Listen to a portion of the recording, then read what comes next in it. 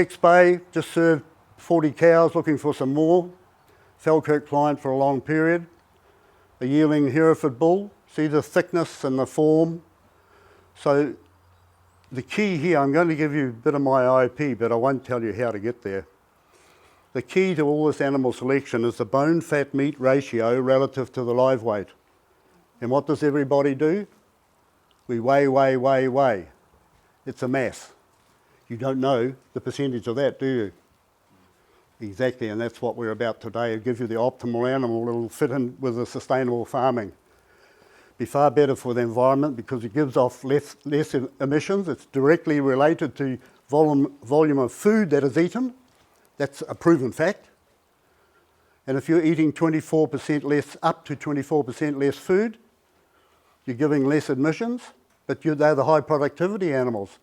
At midnight tonight, if every farm went across to the Falkirk system, we got the optimal animal out there, we'd blow away a crazy debate that's been going on, to be frank. And well down the path, because that's why, also partly why our plan is sitting on the Minister's desk. The sire grunt. Our whole breeding regime is about the breeder and the male.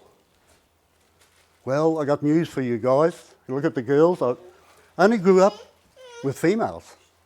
Understand them? Not totally. Great-grandmother, grandmother, mum and father, work ethic. So I've always been comfortable. When my mates got quite shy when we went out socially, I had other plans. It was cool. I focus, so I just got a sense of humour as well, and you must have that, eh? Focusing on the male and the breeder. I focus on the female and the commercial farmer, and some astute breeders. Just think about that one. But that's not my decision to sit around and ponder, but that's a fact. Why? Because you've got the numbers. We can go to market. I've been to market twice with branded wool and now permanently. Live animals always, and we're very close. We've been promised a small processing plant for beef in a unique way. I'll tell you about that later. It came out of the blue, but of the work we've been doing, an offer was made. It's going to blow your minds, but it means we're totally in control of our product right through to branded. So it starts with the female. That's my personal work. I've created 2 sheep breeds. You don't know a lot about them, but they're out there. Called the Kirkdale and the Kirkdale Fine Wool in Australia. So the Kirkdale was crossed with a Dooney Merino, and that was very successful. We all know about, we're told about, the scientists told us about genotype. See, I grew up, quite a few years ago. I remember going to the first meeting in '72 by Claire Callow in a church hall in Tikuriti because the new stadium was being built. So talk about a dripping tap and a one light bulb, and that's exactly what was in this hall, eh? And this beautiful woman with a cleft dress on, and all us hill country farmers there going, yes, you must be right, yes. And straw out of our mouth. But I picked up a few things that she said. I did concentrate a couple of times on what she was saying. And in those days, they said, we all know about genetics. You guys, and basically saying you farmers are dumb. We're going to teach you the real world. And they said, it's only a third of the animal that we know, but the rest is only junk. Well, I'm going to talk a bit about that later. I'm looking around here at all you people, and you're made up of DNA totally, and I don't see a lot of junk. Some add-ons, but that's fine. You can handle that with diet. But no, there's no junk DNA at all. And we'll talk about that because that comes into it. Okay, well, this is the only real negative, and I've explained a lot of stuff already. I'll just go through this. The problem with the system we had for animal selection, and remember I was one of the first to use it in 1972, and then it evolved, And then I saw breed politics come in, and one breed would say, no, but our breed's different to all those others, so you've got to tweak this bit here and that bit there to suit our breed. And so it started getting off track. This compromise was made, and after 85, it was all over. Because the result of that is the fact, right now, out there, I can tell you the percentage of brandable animals. Brandable, I mean a functional on your farm, and the product can go to market, branded, sell itself. That's where we should be. The official figure is only 20% brandable. 2011 it was 50%. So I've done 3 analyses completely over the new national flock and herd, unbiased. See, I've got no bias about breed, so that makes it more correct. And away I went, and I've compared them 5-year cycles, 11, 16 and 21. 50% brandable, 11. 16 was 30%. That was backed up by Silver Ferns, funny enough, who came out in the media about 2 months after we'd done our work, but no one knew we'd done our work because we were private. They said of the 6 million lambs we kill, only 30% are brandable. I said, yes, thank you. And then in 21, it was 20%. You see the graph? What's happening? I can tell you right now it's 17%. That's why we've got all these off-type animals out there. Right, the next generation is superior, that's what we were told. Sorry, I've got to disagree. That's a falsity. If you know anything about longevity and patriarchs and matriarchs and prepotency, that's wrong. Flocks and herds are held together by matriarchs, particularly by matriarchs. You can breed a cow to any bull and the progeny will just fit straight back into the herd, the power of genes. Okay? And that brings us into the 50-50 sire dam thing. Here's another fallacy. Weren't we all taught? You've got a male and a female, they mate, produce a progeny, and 50% from each parent goes into that progeny. Is that about the rule of thumb? But it's not true. Because they're not talking about patriarchs or matriarchs who are as powerful as 70%. And you'll see some of that today in real time. So doesn't that throw a formula out, which is only a third right? Think about it. It's a flaw. Estimated breeding values. Estimated is not part of my vocab. I'm a measurer. When they measure fats, it goes 3, 4, 2, 1, 4, 5. I go 3.75, 3.25. Is that about accuracy? Yes. Multi-sire movement. Well, that confused me until I decided to study some wild animals and work out a lot of this fundamental stuff, because there's our university. It's been going on with tens of thousands of years. And so I studied a pride of lions and watched their whole behaviour, the whole mating process, the whole discipline. And it's so fascinating. And sire movement is not fast at all. In fact, it's slow. So the opposite to what we were taught and told. Because most wild animals are in groups, extended family groups. Okay? And so the obvious happens. The matriarchs select who she's going to mate with, that's for sure. No, don't get fooled, guys. The girls know exactly. It's their clock, and we've got a job to do, on the dot. That's how it works. So in the pride of lions, you have your younger adolescent lions. They're out on the fringe. They're like the guard. They're kicked out by the main guy. And at odd times, the first challenge will come from his son. Okay? And he'd probably bat it off, might do. But one day, the lifespan of a sire, a lion, is 5 years only. Okay? So that means the son often, and it's understandable. There's the cycle, the will to live, save extinction. If the family, because of, I hate this word because it's bullshit, inbreeding, it's about line breeding what they do. If it weakens because of some genetic slight disorder, that's the only time an outsider will penetrate through those young guys and then come in and knock off King Dick, who's been sitting on the rock thinking he's king, but all the time it's the matriarchs. And the first thing he does is kill all the cubs. Clever. Nature is clever. Kills all the cubs, and what does that do? The females immediately come into estrus. He serves a lot, resets, goes and sits on the rock. I'm King Dick here, and it repeats the cycle. It's slow. I make my point. It's not multi-movement at all. That's why we've got what we've got out there of shortgevity, and you're starting to agree with me, I know. It's on your farms. As I said, linear prediction is an averaging machine. Single trait focus I've talked about. Historical data.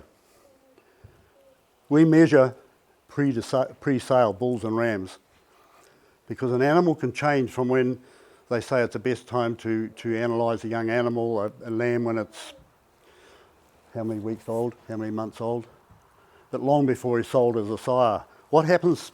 Animals change so often, so quickly. We've got to capture it, and so we do. That's historical. So we have a lot of high-cost dependent animals, compromised scientists, negative brandability, and it's all one big agenda. I've got the evidence from 3 countries, and last night that agenda was turned on its head. Whether you like it or not, but if you're up with the game, you'll understand what's happened. American politics is the driver of the agenda here. And in fact, I can tell you right now, New Zealand has been an experiment. 85 was an experiment. We got caught napping. Socialists came in and were more extreme right than anyone and took all our assets, including that railway that went through there, and decimated them.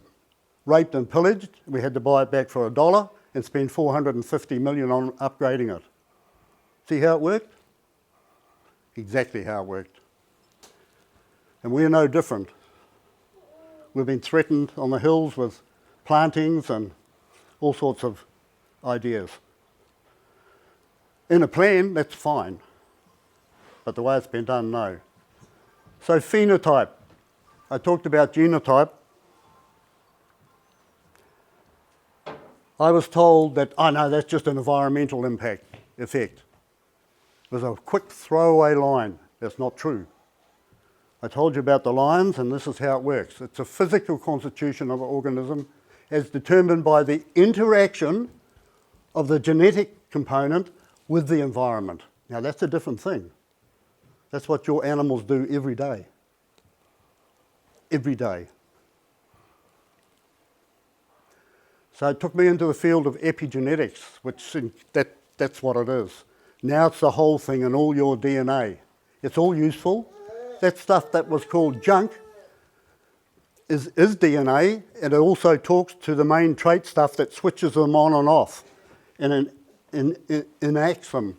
Because James Darwin was quite right. He said, you know, it's not the most intelligent that survive, and it's not the strongest that survive, it's the most adaptable.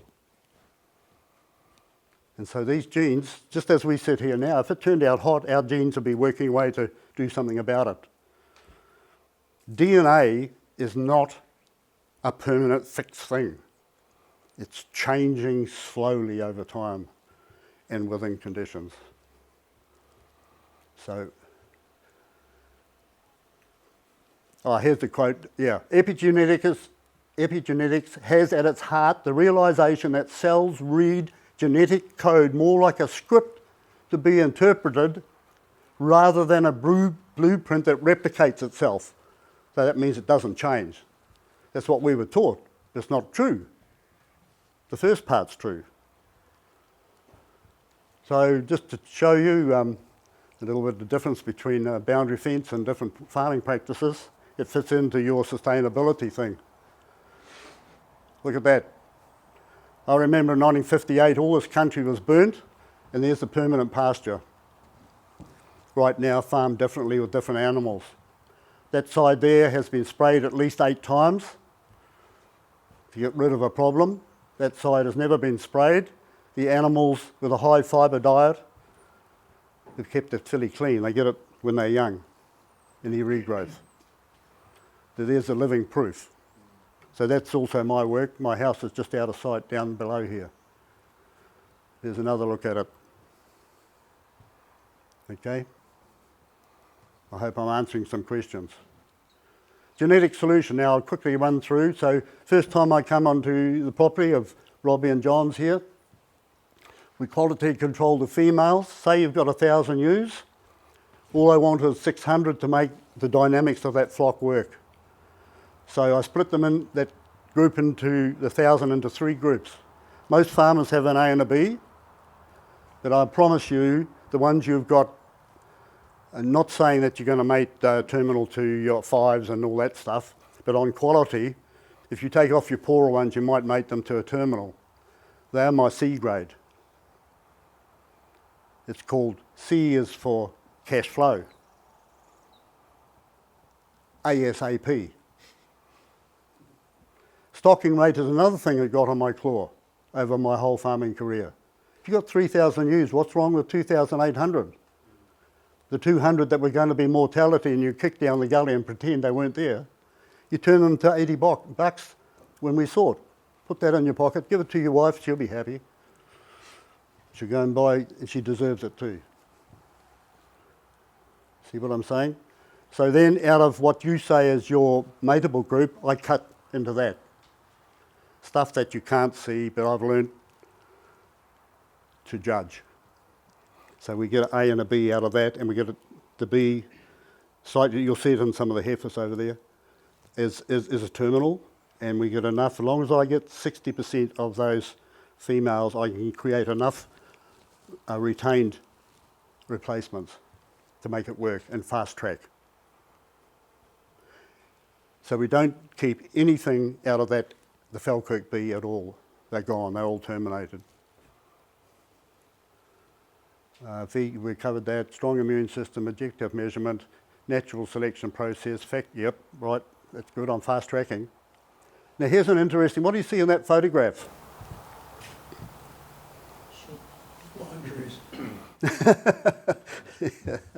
Yes, so do I too. I'll tell you the story here, it's worth telling. This farm was down in Central? Yeah. Joe? Naseby. Yes, exactly. Exactly. This farm, I'll give you the history, 3 generations. They had a merino farm, so they had some quite nice stuff, but then the mountains were there, summer grazing. Merino, and then that wasn't so much onto it, so they had the half-blood in there. That's cool. That made a step up for them. And then the composite era came along. It was going to be a saviour, wasn't it? Single trait for this, another one over here, another one there. So they tried a composite. That didn't work, so damn it all, they tried another one. By the time I rocked up, they had put a Coopdale over, which was actually the right thing to do, because you're back to some older genetics, and from quite a good breeder. But when I scanned some of his animals to do a purchase for this client, I noticed a body structure fault. So David Cruxley and I, he was in Pupu for 18 months as a shepherd. We played rugby together, that's a while ago. So we're good friends. Hadn't spoken for 30 years, but I said, okay, Dave, if you're prepared to go all the way, I said, I'll put my work on the line, we'll put our work together. Now that there is the first crop of ewe lambs out of that mixed set of genes I just talked about. Multi-genes from the female, but from a prepotent sire. They look quite similar, don't they? See, not 50-50 at all. I make my point. In fact, those genes are probably can bang about 70% in. So I guess I just put this one up. You can read that. It's a quote from a client where we won a national title with. Environmental Farmer of the Year, the inaugural one. How's that, in 2012? I was working with the Wellers. They said, oh, we're going to enter the local regional competition of environmental farm. I said, how about we set a goal and win the national one? So we did. We won it. Right, now we're on to solution 2, so that's the next turn of your flock or herd. We have now quality mating groups. We've got uniformity. Uniformity is the key to marketing. I don't care if it's wool, meat, or live animals. We've done a lot. At the moment, our wool in the marketplace is our A or elite wool. So the farmer just drafts his animals up. He's got 2 clips in his shed, and I'll brand the elite, the one that we've certified, Falkirk certified. You'll see it on the catalogues in the sales. They've got a strong immune system, so naturally high health status. So I'm kicking for touch a lot of crap out there that's costing us a lot of money and a lot of angst. And in fact, it's driving people off their farms right now as we speak. We have minimal genetic wastage, covered that, high productivity, high quality product, and selective matings. Right, let's keep going. Now I'll give you some facts here because here's some outcomes from some clients. Just animal health. There's the Maori Trust blocks in Rotorua, and they own the farms all around Rotorua, by the airport and right around to Ferry Springs. There's 5 farms, and there's 1 private, and he's here today. George is farming, the only private one in that circuit. Interesting animal health of 2 groups, eh? The top farm has got all the A's and elites on, and the B's are on this farm. Animal health, he's had to spend his animal health to a minus, and they've still got 10 grand in the bank there, and they're the best animals, the best productivity. See the finances? Interesting, eh? We win, but who loses? Big Pharma. Any vets here today?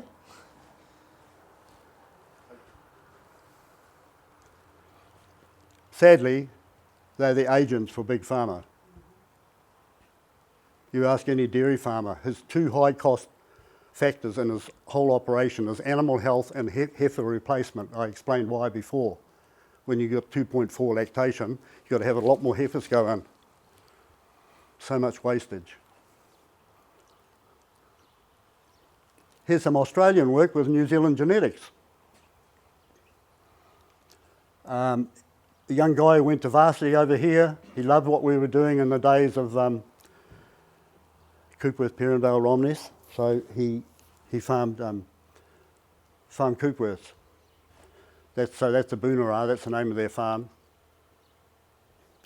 But interesting, just this last 2 years, he was offered a chance of buying a whole flock of New Zealand Genetics, prime genetics.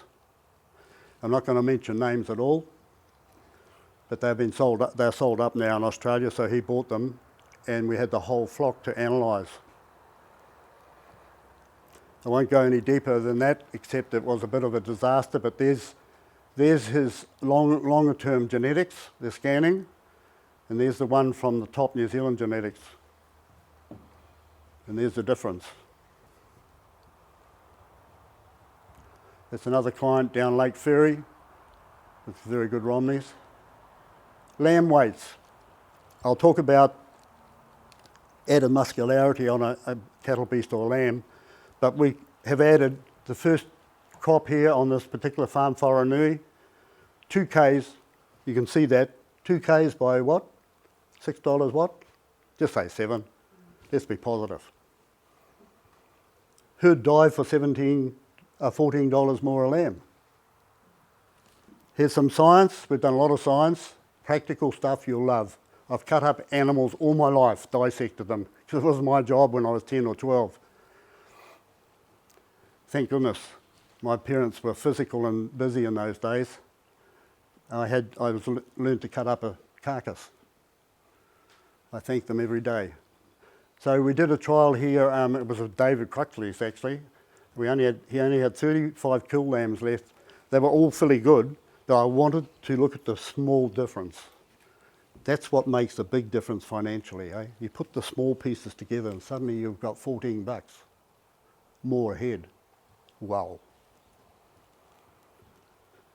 So these are very good animals. So this figure here illustrates the starting point and the differences in meat yield to the point of 1.2 kilograms more meat. Now it was only from behind the shoulders to all the front part, because that part interests me, and that's where the National Flock and Herd are breaking down big time. And consider that's your engine room, your heart and lungs and the whole thing. And so what we've done is reconstruct that and the physiology around it, muscularity. Here's the engine.